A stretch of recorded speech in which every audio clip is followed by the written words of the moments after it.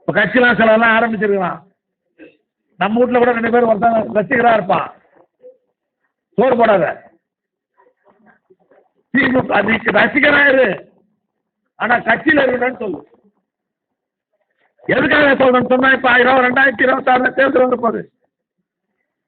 தலைவர் 200 தொகுதியில் ஜெயிக்கணும்னு நமக்கெல்லாம் உத்தரவிட்டிருக்கிறார். ஜெயிக்க போறோம்.